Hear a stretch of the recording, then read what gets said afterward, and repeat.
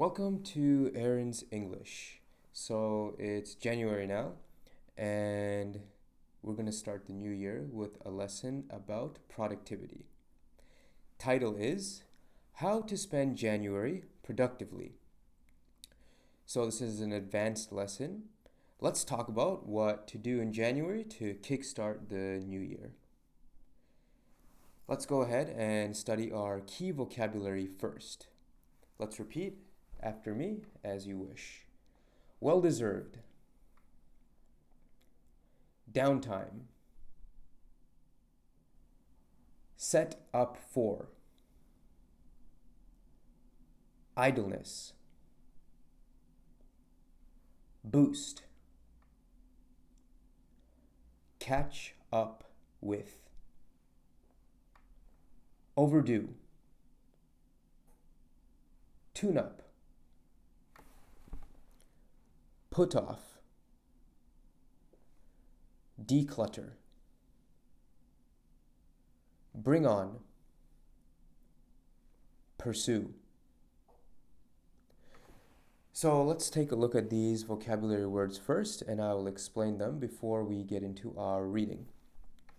The first one is well-deserved. So these are two words put together, compound words. So well is good, and deserved means that you earned something. That, for example, you work hard to do something, so you should get something in an effort that you did. So, for example, I worked really hard to study for my English test, and I should deserve an A plus because I studied every day, Monday to Sunday, the whole week.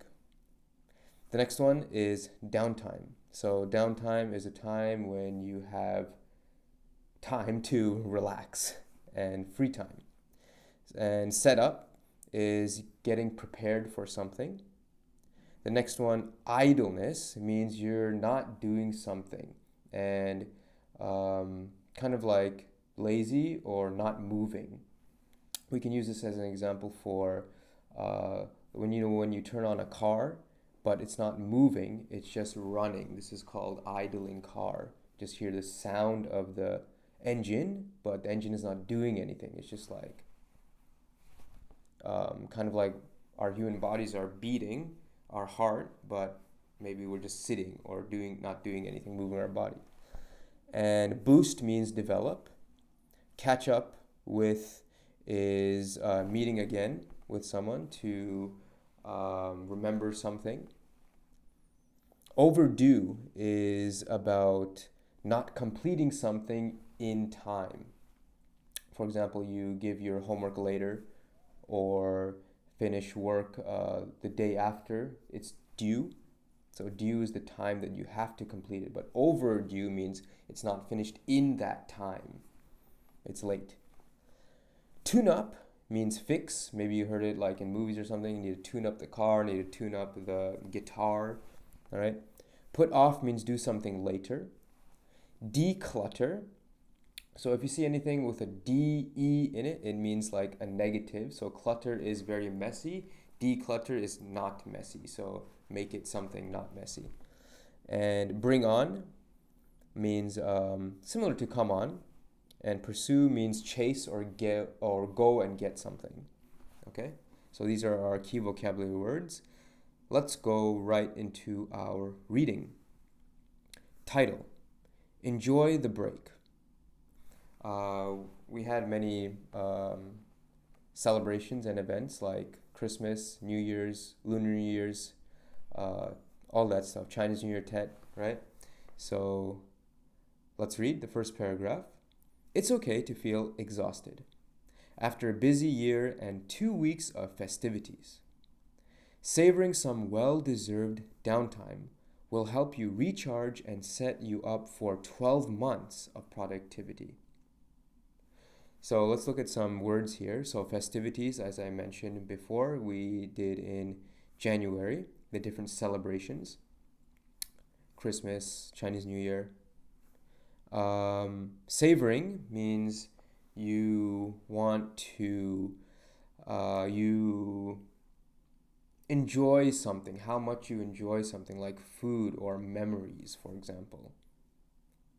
And then recharge, so RE is similar to DEs, like do something again, RE, restart, recharge, okay? And 12 months in a year, right? This is the first month, January, number one. So let's look at number one, the first question. How often do you spend a whole day doing nothing but relaxing? When was the last time you did that? Number two, do you think idleness can boost productivity? Why or why not? So remember, productivity means it's coming from the word produce, doing something, okay? So making something, right? Um, Idleness is not doing something.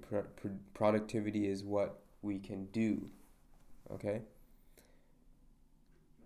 What do you think? So you can put your answers in the comments below and we can have a conversation to think in English. I think I'll start with mine. So I think I usually use my weekends to relax. Usually Sunday, right? I like to just be lazy, you know? And yeah, I guess last Sunday was a time I relaxed. So I'd say once per week. Once per week. I spend a whole day doing nothing but relaxing. And number two, idleness. Remember, it's not doing anything, right? But your body is still living, right? Your heart is still beating when you're not doing anything, right? And I think, no, I disagree with this. I do not think idleness can boost productivity because I feel that it can make you more lazy, more idle. But sometimes it could be good, I guess, because maybe you need to have time to relax and refresh and restart, recharge your body and your mind. What do you think? Next paragraph title is Catch Up with the Boring Stuff. Remember, catch up is doing something that you didn't do before because you didn't have time or something, right? Catch up with an old friend, catch up on homework, catch up on exercise, right? You missed it because you didn't do it. So catching up means doing the thing that you didn't do before. Let's read the first paragraph. The start of the year is a good time to catch up with overdue paperwork and emails, complete your tax assessments, book a dentist visit, or have your car tuned up. So remember these vocabularies. Overdue means you didn't do something in the specified time. It's over the due date. It's late, right? We all have to do our daily tasks of life, you know, paying bills, doing our taxes, right? There's a saying in English that nothing is guaranteed but death and taxes, right? We all got to do these things. And tuned up, remember, this is to fix, right? Or keep maintenance of something, make sure it's running well. Number one, first question, what are some things you ought to do but consistently put off? What makes you defer them? Okay, so here are two questions. I'll repeat again. What are some things you ought to do, you should do, but you consistently put off? I think for me is maybe making these YouTube videos to help you to learn English, right? Sometimes, yeah, we feel unmotivated to do the things that we ought to do, right? What makes you defer them?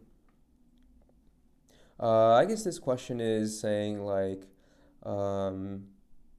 we can know the difference between things we should do and things we put off. I guess the things I put off is, that's a weird question. Skip that one. Yeah, let's go to number two. Number two, which of those things will you do this January? So yeah, I think I will try to make more YouTube videos to help you guys study English in January, you know? And this is one thing on my list. I will actually try and also cut out sugar, or not, I don't know if I can completely cut out sugar, but I will try to not eat sweet things and kind of like unhealthy food, you know? Yeah, I think those are two important things I would like to try to do this January. How about you? Remember, put your comments in the section below and let's have a conversation to practice English. And then the next paragraph title is Organize Your Home. Okay, you can see my home is really clean, you know. I always like it to be perfect, you know. That's just how I am. And if it's not, I can't really function well. So I gotta take care of my house first, you know, make sure that's all good. Then I can think about doing other things, you know, make sure everything is clean, house is clean where you live, I'm clean, everything's looking good, and then I can be focused, you know, on what I need to do. First things first, you know. Okay, organize your home. Let's read. Take the time to give some love to your home. Decluttering your closet, cleaning out the fridge, pantry, or rearranging furniture. This will positively impact your mood and well-being. Totally agree. Totally agree. If you guys don't make your bed when you wake up in the morning, you got to do that. Like, first things first, like I said, you know? Get your life in order before you can start doing other things. Number one, do you think the way we feel is related to the environment we are surrounded by? In what ways? Number two, do you find pleasure in organizing your home? What part of it do you enjoy most? So let's go back to the first question. I think, yes, definitely.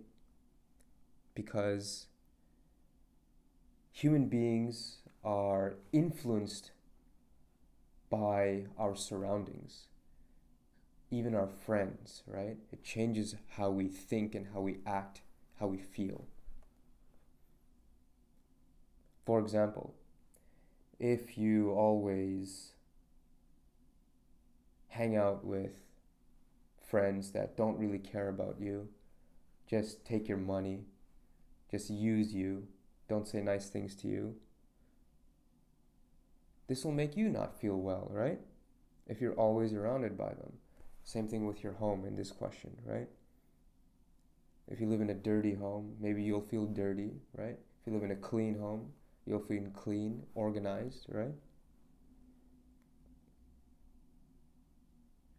And number two, yes, sometimes I don't like the process of cleaning and organizing my home. To start it, I think. But when I'm actually doing it, you know, it's nice. You can listen to some music or learn English with me, podcasts, right? And then after, yes, definitely it is well worth it. I like the feeling the most of just standing back and looking at how nice everything looks, and then I'm ready to, you know, invite friends over or just do some work. It's much better, I feel. Enjoyable, much more pleasurable. Okay, so the last paragraph here, also we can see the title. We can learn something new, definitely. Let's read. Productivity starts in your mind. January is the perfect time to reflect on your dreams, create a list of goals, and bring on motivation to take up new challenges. Yes. First question, what new things would you like to learn this year? And how are you going to achieve it? Number two, How do you ensure that your motivation stays high? What helps you focus on pursuing your goals? Okay, so for me, what new things would I like to learn this year? I think I would like to learn ways where I can do better exercises and eat more healthy, and also learn more ways to teach English and edit videos as well, you know, uploading to YouTube and things like that. And I'm still kind of new to it, but I enjoy it. You got to be productive, you know? You got to do something, especially have your free time. Remember? Idle hands is the devil's playground. So, this is what I'm doing. I hope you can also do something as well. And how am I going to achieve it? So, we have to make a plan, right? I think we have to make a plan. What I like to do, I think I will make a journal every day. I do it already, but of what I want to do. And I will check the boxes, continue to check the boxes, and at least try to get one thing done per day. I think it's good, right? Yeah. And number two, how do you ensure, means make sure, that your motivation stays high? Okay, and life, there's good times, bad times, it changes influences our mood. Motivation stays high. So, yeah, I think the goes back to my journal thing. Like I physically write down and then I can check the boxes, yeah? And then if I don't, there's something that I didn't finish today. Um, that's a good question. How can I ensure that motivation stays high? That's a very good question. I'm going to try to think about that longer. Let me see.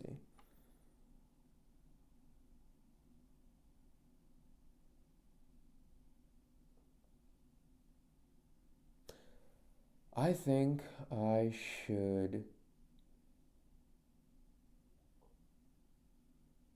ask people. Once I finish my videos, I should show it to some people, like maybe my students or friends, and see what they think. And even if they say that some bad things or it's not good, like it still will help me, I think, because I always want to improve. So maybe it will help me to get better, and maybe not. I'm not sure if it'll motivate me, but it may motivate me to get better at doing these videos. Yeah. Okay. And yeah, let me know if you have any feedback. If you have anything specifically, I can teach you guys. And number two, second part of the question, what helps you focus on pursuing your goals? It could be many things, right? Friends, money, right? I think for me, I would like to how do you focus on pursuing your goals? What helps you focus on pursuing your goals? I think it could be more about